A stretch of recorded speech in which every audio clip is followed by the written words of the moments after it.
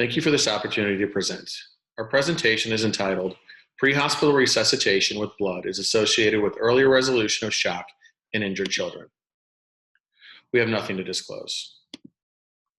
Hemorrhage is the leading cause of preventable death in children. Early resuscitation with blood products has been associated with improved outcomes in adult trauma patients. Still, little is known regarding the pre-hospital administration of blood in injured children. Our main objective was to determine if the pre-hospital administration of blood products to injured children has an effect on their outcome compared to children who receive blood after arrival at a trauma center. We hypothesized that pre-hospital administration of blood products to pediatric trauma patients would be associated with improved outcome. Records from 2010 to 2019 from a single center level 1 pediatric trauma center were reviewed retrospectively, and children who received blood prior to arrival were compared, using propensity score matching, to a similar cohort who received blood within 6 hours of arrival. Outcomes compared included mortality, total blood administered at 6 and 24 hours, international normalized ratio, INR, and base deficit, BD, at 24 hours. Significance was considered at p less than 0.05.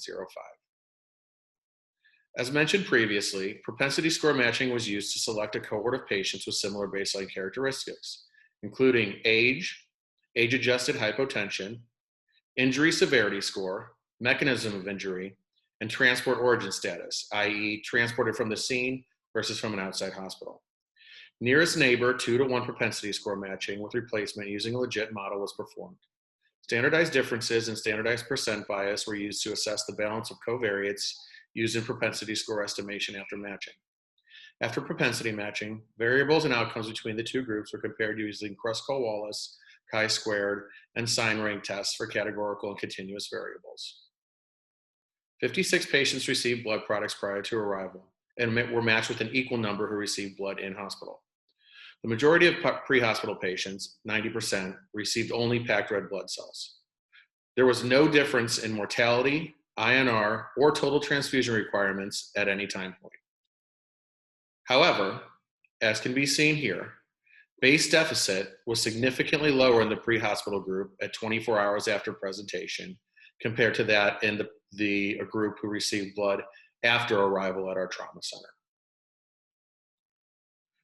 In conclusion, children who received pre-hospital blood demonstrated a more rapid clearance of base deficit, suggesting an earlier resolution of shock.